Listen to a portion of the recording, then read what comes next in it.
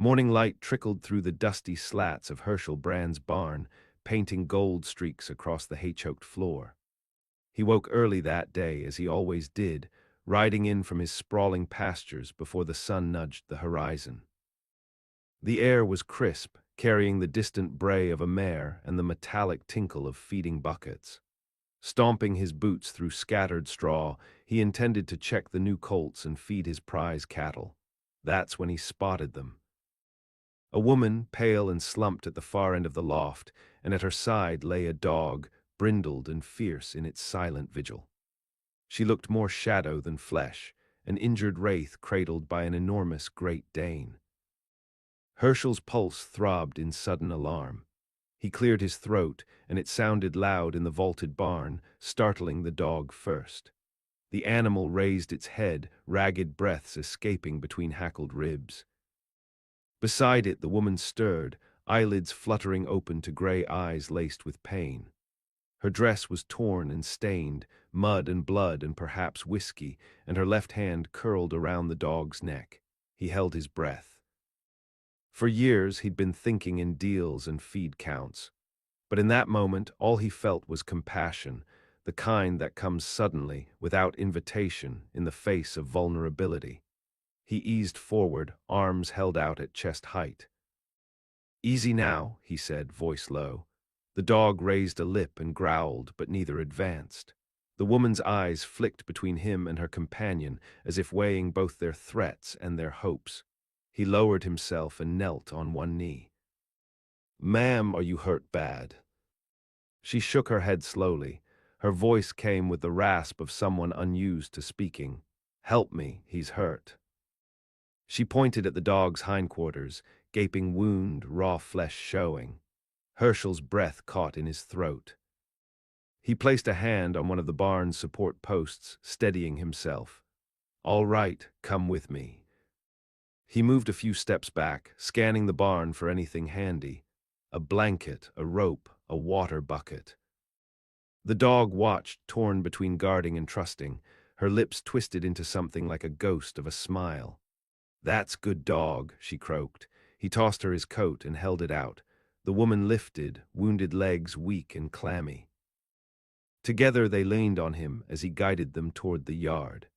He fetched water and towels from the farmhouse and slipped inside himself once more, tossing a fresh shirt in with the coat. By the time he returned, the dog had curled around her like a protective serpent. He knelt again, murmuring gentle words. She flinched as he rinsed the wound, eyes squeezed shut. "It's deep," she whispered. Herschel met her gaze. "You'll live." She nodded, but cold fear trembled in her chest. She tried to stand. He steadied her again. "My name's Herschel Brand." "Evelyn," she managed, voice a thread. He used his belt as a tourniquet and wrapped a clean cloth, her shirt sleeve, he realized, and twisted it until bleeding slowed. She lay back down and he covered her in his coat, glancing up at the sky. By his reckoning, there were still hours of daylight left.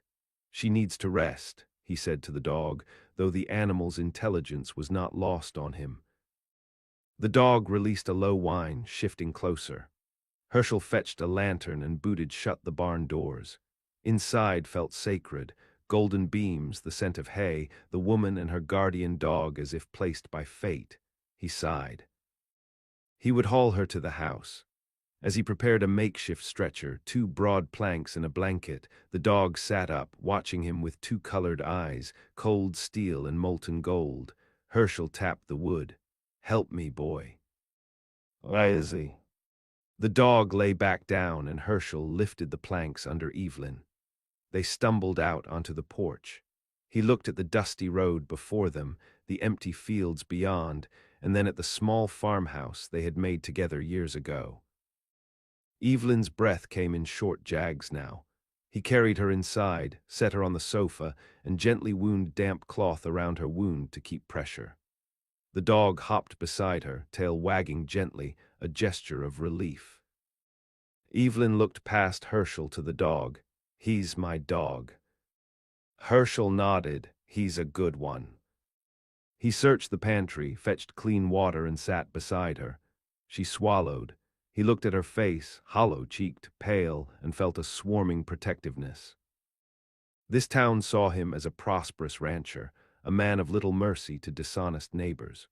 But this woman on this day changed everything. He stayed by her side until dusk and beyond, lighting candles around the room, changing cloth, speaking in soft reassurances that made her lean into him as if she had nowhere else to rest. The dog's deep growls of contentment, trust, echoed through the wood frame of the house. At midnight she slept. Herschel watched her breathing rise and fall. In the silence he thought of the blood on the barn floor and his coat, now torn and uncomfortable. Outside, a howl sounded, maybe wolves or coyotes testing the perimeter. His mind flickered with recollections. A sister he lost at 14 to fever, the ache of helplessness. He stepped outside, coat thrown over his shoulders, gun belt against his hip. The night was cold, stars pinpricks overhead. The dog was there, waiting, its head heavy. He patted its flank. "She'll be fine," he said. The dog just looked up at him, its eyes solemn. He looked back toward the house and felt a shiver that had little to do with cold. He was a wealthy rancher. His name meant something in this valley. But for Evelyn and her guard dog, he was just a man who might save them. The future hinged on this moment, what he did next. By dawn, Evelyn's fever had broken. Herschel found her tangled in the throw blanket, her brow damp, lips parted in a shallow breath. The dog, Rook, she'd called him in sleep, sat upright by her side, his tail thudding softly against the floor at Herschel's approach. He crouched and lifted Evelyn's wrist, feeling for pulse, still strong. He stood and stoked the fire, then stepped onto the porch to take in the morning. The sun rose blood-orange over the hills, carving the shadows out of the fields and fencing. His ranch hands were late, or maybe cautious. Few of them came near the house since he lost his wife to a winter cough 3 years prior. Inside, Evelyn stirred. He heard the boards creak beneath her slight frame and returned to find her struggling to sit up. "Careful," he said. She winced. "Your barn, You're in the house now. You passed out. Had some kind of infection setting in your shoulder, might still." Her eyes tracked the room. She took it in with a hunger that wasn't just curiosity, it was survival. The hearth, the walls, the clean water in a porcelain basin. She relaxed against the cushions. "You didn't have to help," she said. "I know." Rook stepped closer to her, and she ran her fingers down his spine. Herschel noticed now that her dress had been roughly stitched in places, the fabric worn thin. She wasn't just passing through, she was running from something. "Rook took a bullet," she said, 2 nights ago. "I think it grazed me." "Who was shooting?" She hesitated, her jaw set. Men who follow trails, men who don't ask names. Herschel's silence lingered in the space between them like fog. He crossed to the kitchen and began slicing dried venison. The sound of the knife was steady, deliberate. "You hungry?" She nodded. He served it with bread and a weak broth, the kind he made for himself when he couldn't stomach whiskey. Evelyn ate slow, careful. Rook sat close, waiting for scraps. Later, he brought out the .3030 and cleaned it in her view, not for intimidation, but transparency. She watched him closely. When he asked if she had any kin, she shook her head. "I had a brother once, and a husband after. Neither one could outrun what followed them." "What follows you?" he asked. Her eyes flared with something too old for her age. "Justice. Or the lack of it." She refused to say more, but over the next week she began to heal. Herschel saw her strength in the way she walked, favoring one side yet refusing a cane. He saw it in her care for Rook, dressing his wound with herbs she foraged herself from the woods. The dog grew stronger too, trailing her like a shadow. She never asked to stay, and he never told her to leave. But by the second week, the town began to whisper. Herschel took her into the hills one morning under the guise of showing her the land. They rode on horseback, she atop his mare, her frame still light from too many days without food. At the highest point, overlooking the brand spread, she looked down on the valley with a soldier's scrutiny. You've got too much open land, no cover if someone wants to burn you out. He studied her profile. You think like someone who's been hunted. I was born in Kansas, lived near Osawatomie during the raids. My mother survived a house fire that killed her parents. I learned early not to trust what you can't outrun. She finally told him that night about the 3 men who tracked her. They had ridden into her last camp outside Amarillo. One had tried to take Rook, another tried to take her. They left her for dead, shot in the arm and shoulder. She crawled 2 miles before the dog dragged her to cover. You think they'll come here? He asked. I know they will. Herschel didn't flinch. He had fought off cattle thieves and regulators, spent his younger years on the Confederate side of Missouri, where betrayal came wearing a friend's face. He began boarding the windows that night. By the 3rd week, Evelyn began to recover faster than anyone expected. Her hands were steady, and she could shoot again. Herschel set up targets behind the barn, and she took to the pistol like it was an extension of her will. Reckon I should teach you how to reload, he said one afternoon. I already know. When he offered her one of his rifles, she rejected it. My father gave me one before the war. If I ever find it again, that's the one I'll carry. The town noticed her now. A woman in trousers, walking with a limp, seen buying feed for a dog half the town feared. Whispers curled through the saloons and supply stores. The sheriff came up to Herschel's place one morning, hat in hand. You harboring someone. I take in strays, Herschel said flatly, same as always. Well, some folks say she fits a description, said a marshal from down south looking. Herschel's face didn't change. Tell that marshal to find me if he's got cause. He left the sheriff in the yard and walked back to the barn where Evelyn was oiling a knife blade. She looked up at him sharp-eyed. Do you trust me? She asked. I trust what you've survived. That night, Rook bristled at the door. Herschel stepped outside, hand resting on his Colt. No one there, but he didn't sleep. Neither did Evelyn. By dawn, horse tracks curled behind the barn and disappeared east.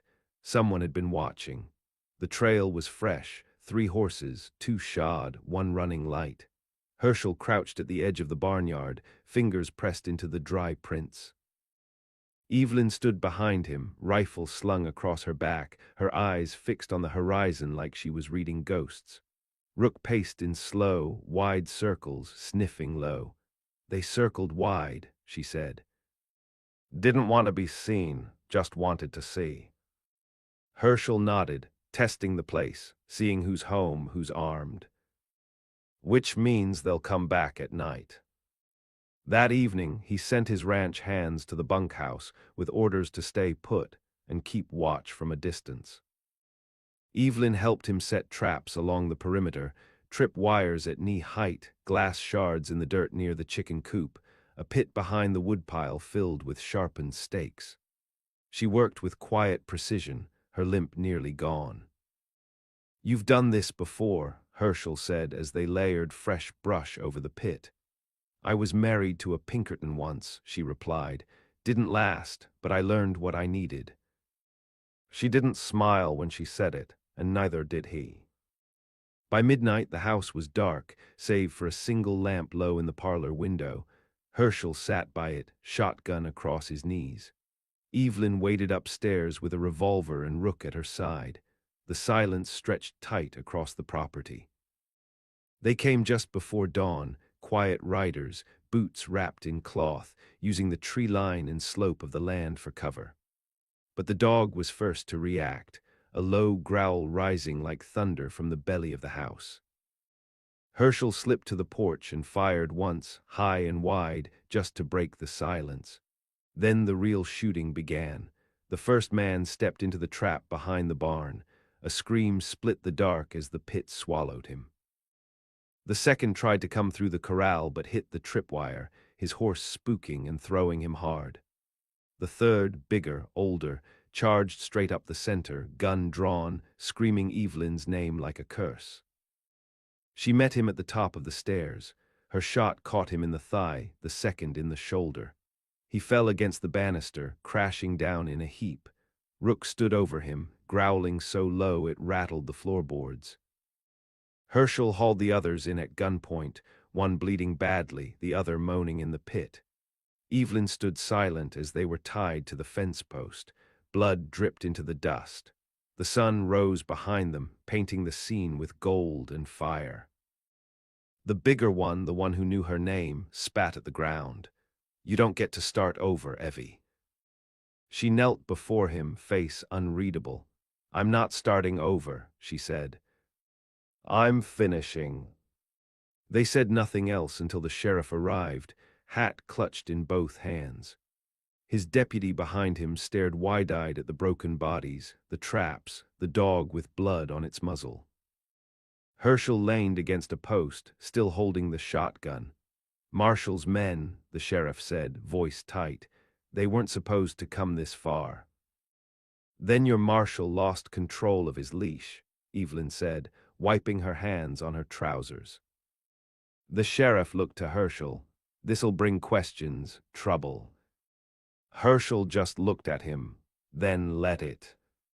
He turned back to Evelyn. "You all right?" She didn't answer, just looked toward the hills, where the sun was rising and nothing stirred. For the first time in weeks, her shoulders dropped from around her ears. They buried the man from the pit near the ravine. The other two were taken by the sheriff, bound and broken. Herschel watched them disappear down the road and knew they'd speak lies in town. That Evelyn had seduced him, that she was hiding secrets worth killing over. But he didn't care. She stayed, at least for now. They repaired the banister together. She stitched a new bandage for Rook's flank. When Herschel asked where she wanted to go next, she said nowhere. "They were the last," she said, "the only ones who knew what happened, what I did." "And what did you do?" he asked. She looked at him long. "I survived. They didn't like that."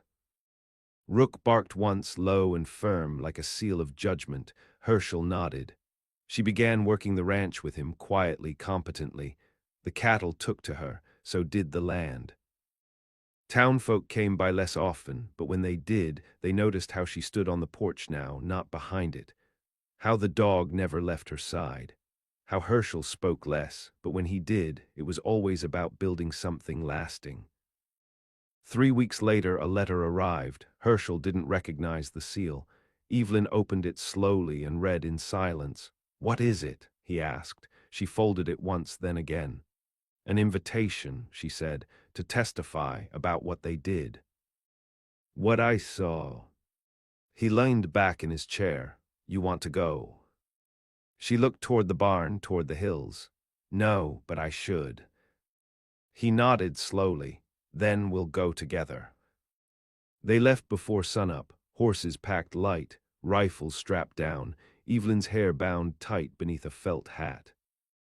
The dog rode in the wagon, tongue lolling, eyes scanning the horizon like he understood what they were riding toward.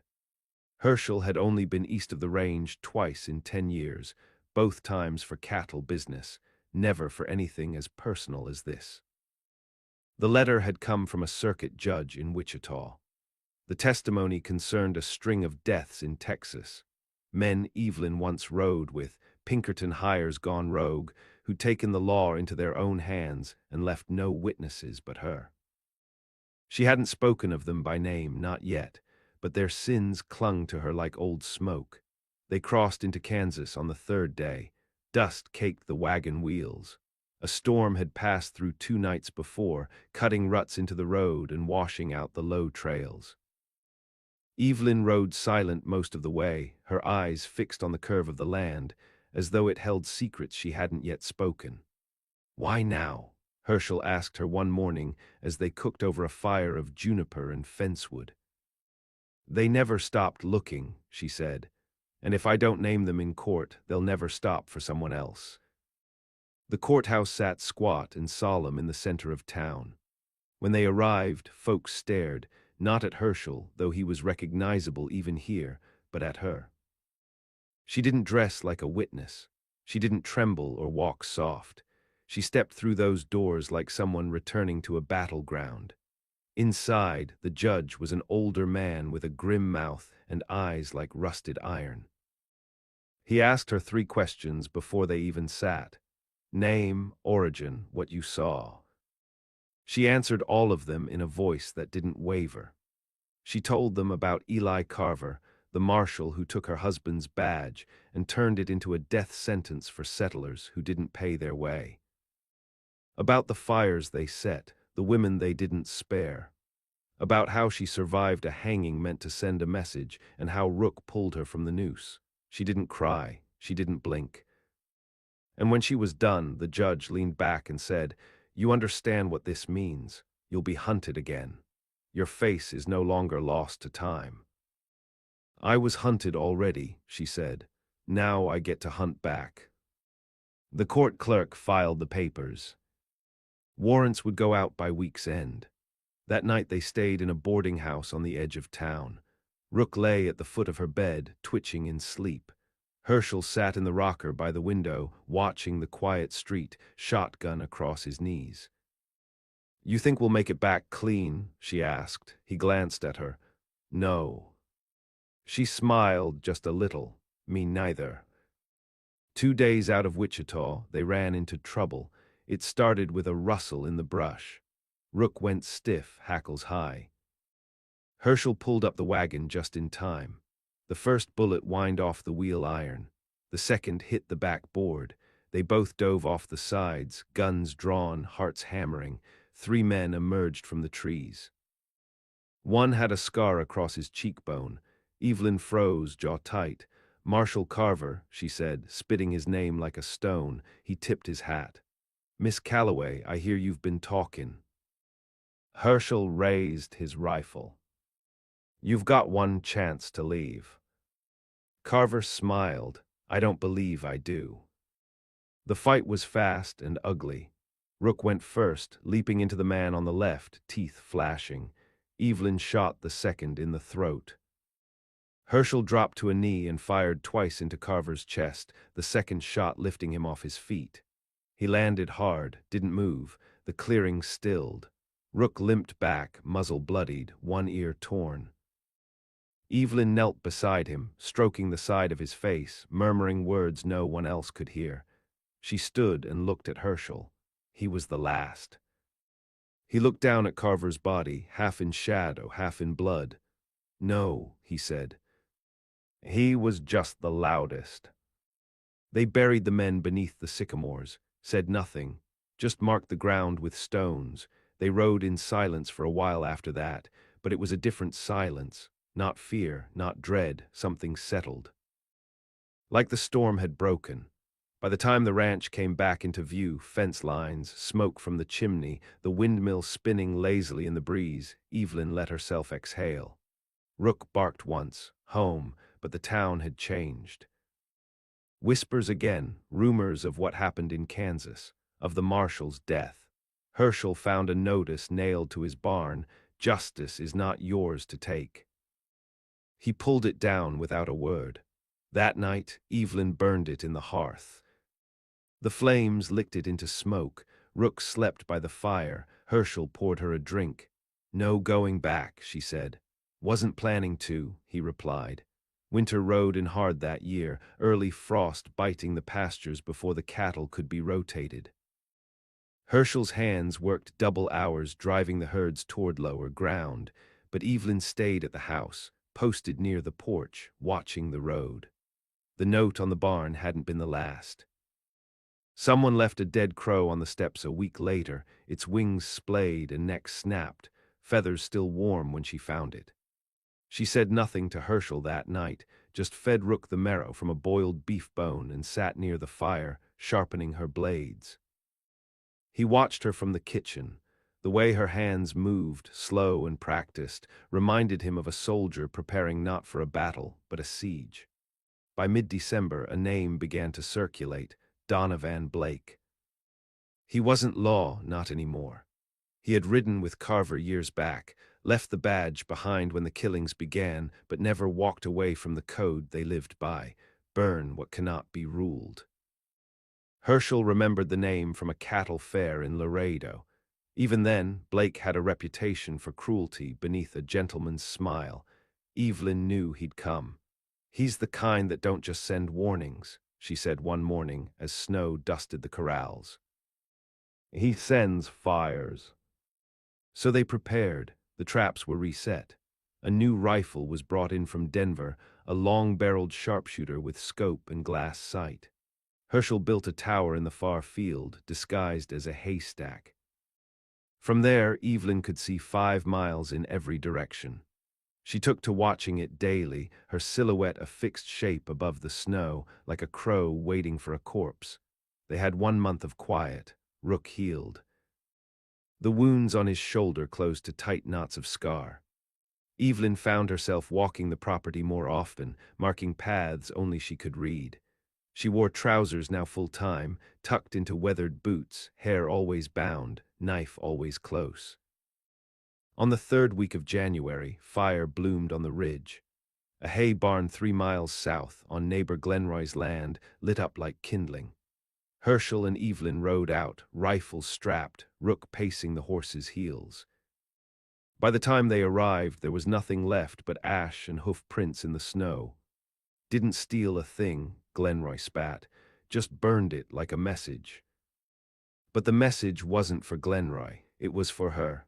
That night they doubled the watch. Herschel barely slept. Evelyn paced the porch till near dawn, her breath misting in the cold, Rook sitting beside her like a black statue. The wind carried voices sometimes, maybe coyotes, maybe something worse. 2 days later the first shot was fired, not at the house, not at the barn, at her. She was returning from the lookout tower, rifle slung, snow up to her calves. A single crack rang out and the bullet caught her in the leg, clean pass-through, just above the knee.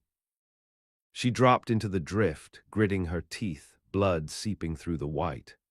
Rook was on the trail instantly, barking and vanishing into the trees. Herschel found her minutes later, hauling her upright without a word. They patched the wound inside, cauterized it by firelight. She didn't scream. He paced the floor after, rage twisting in him like a storm. "I should have ridden out days ago," he growled. "No," she said, voice low. "You leave, they burn this place down. You can't fight them wounded." "I've fought worse. Wounded just means I've got a reason." The town offered nothing. The sheriff didn't come. Herschel's hands kept their distance. No one wanted to be on the wrong side of Donovan Blake. He rode with hired guns now, former soldiers, bounty men, outlaws bought and paid for, so she made a plan. "We let them come," she said. "We show them what justice looks like when it's patient, when it's hungry." He didn't argue. The house became a fortress. She lined the attic with powder charges, enough to bring down the front if needed. Rook took to sleeping on the roof, a silent watcher, and when the snow fell again, thicker than before, it buried the road and muffled the air. Herschel and Evelyn stood on the porch together one evening, breath white, silence thick. "You think we'll live through this?" he asked. She looked at him, and for once her face softened. "We survived everything else." Then the wind shifted, horses in the dark, the crunch of ice beneath hooves. Donovan Blake had come. The night swallowed sound. Snow muted the crunch of boots, the jingle of tack. Herschel stood at the parlor window, eyes narrowed, shotgun resting against his shoulder. Evelyn crouched behind the kitchen wall, rifle propped on the sill. Her leg throbbed from the wound, blood seeped through the linen wrap, but her hands were steady. They counted 6 riders. One hung back, horse-cloaked in black oilskin, Donovan Blake. She could feel him before she saw him, a presence that chilled the air more than the cold ever had. He was the kind of man who killed slow and smiled while doing it. "Hold," she whispered. Rook lay between them, unmoving. The dog had learned the language of battle. It waited, breath low and ears twitching, eyes locked on the crack in the door. A whistle cut through the dark, then another. A signal. They hit the barn first. Two peeled off and tossed torches into the hayloft.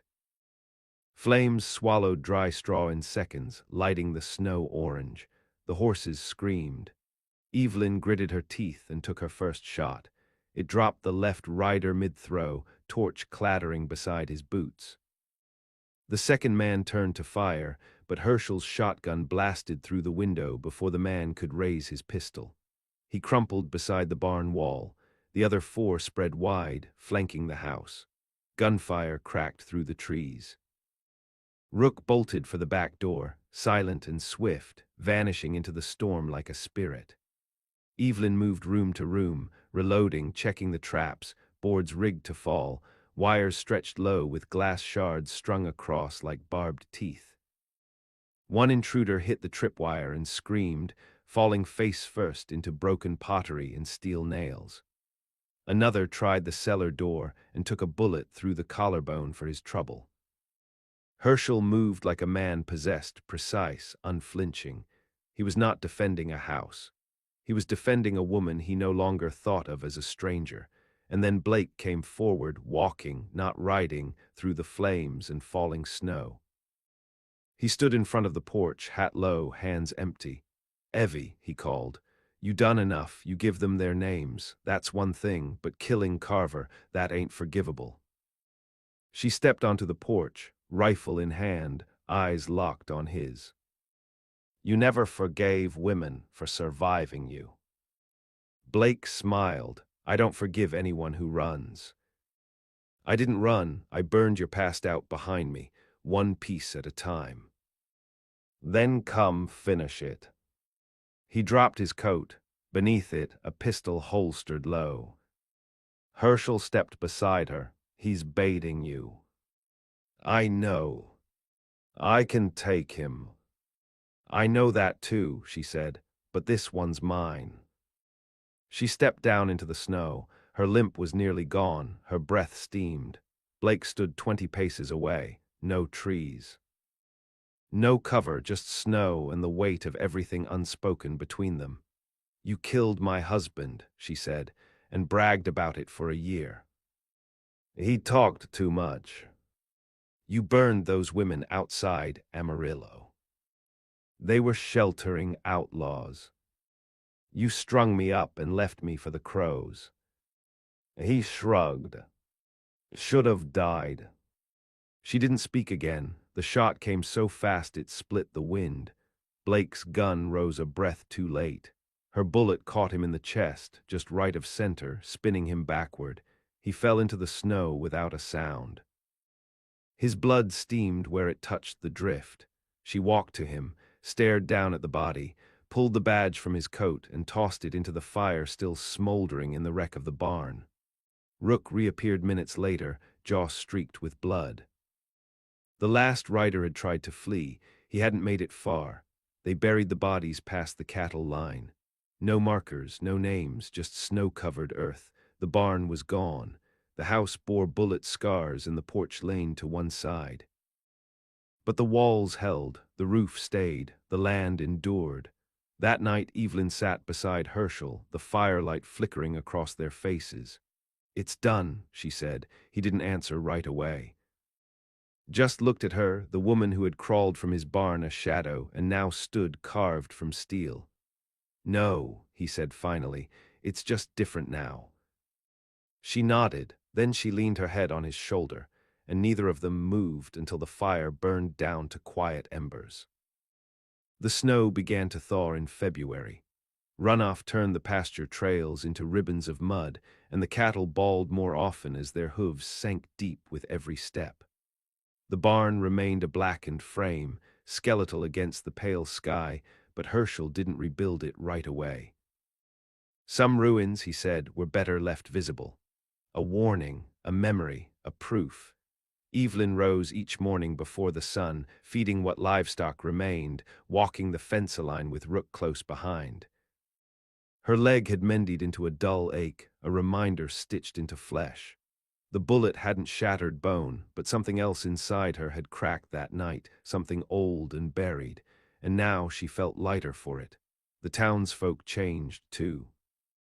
They didn't speak ill of her anymore. They didn't speak much at all. When she came into the feed store or the smithy, heads dipped in silence, not fear, something quieter, respect maybe, or a kind of grief. Herschel knew the town would never fully accept what had happened, but neither would they deny her place in it. The circuit judge wrote again. The testimony she gave had rippled beyond Kansas. 2 more marshals stripped of their badges. One hung for bounty killing under false warrants. Justice didn't always come clean, but sometimes it came in waves. She read the letter on the porch with Rook's head in her lap. Herschel sat beside her, oiling a saddle worn smooth from years of use. The sun spilled long across the yard. She held the letter out to him, but he didn't take it. He just said, "You going?" Evelyn shook her head. "It's over. The rest is paper. Then stay." It wasn't a question, and she didn't answer, not with words. She leaned her head against his shoulder, her hand resting lightly on his knee, and in that small, quiet motion the decision sealed itself. They cleared the ash from the barn one beam at a time. He rebuilt it with help from town, those few who still remembered what gratitude meant. She painted the new doors herself. Rook lay nearby, blinking slow, half-lidded, as if watching a long dream draw to close. She took to writing in the evenings, not for books or courtrooms, but to remember. The dog's wounds, the feel of snow during a siege. The look on Blake's face when he realized she had not broken. She wrote about fire, but she also wrote about stillness. About the strange, slow unfurling of safety. About a man who said little but gave her back a piece of the world. And in spring, when the calves were born and the orchard bloomed like it remembered joy, Herschel placed a new sign on the gate. Brand and Calloway, no titles, no pretense. Just 2 names that had survived everything the land could throw. Sometimes riders passed through, strangers asking questions, drifters with haunted eyes. Evelyn would stand with one hand on the fence, Rook at her feet, and she'd listen, quiet and steady. Not all of them were looking for blood. Some were looking for stories. Others just wanted to know what kind of place let a woman rebuild herself from bone and vengeance. She told them only what they needed. And once they were gone, she'd walk back to the house, to the man who waited with coffee and a wordless kind of loyalty, and she'd smile. Not the wide, open kind, not the smile of girls in churchyard dresses. This one was narrower, sharper. The smile of someone who had been hunted and healed and come out of the fire not clean, but whole. In the end, the town didn't stay silent because they feared her. They stayed silent because they understood. Some women become ghosts when you try to bury them. Others learn to ride through flame. Evelyn Calloway had done both.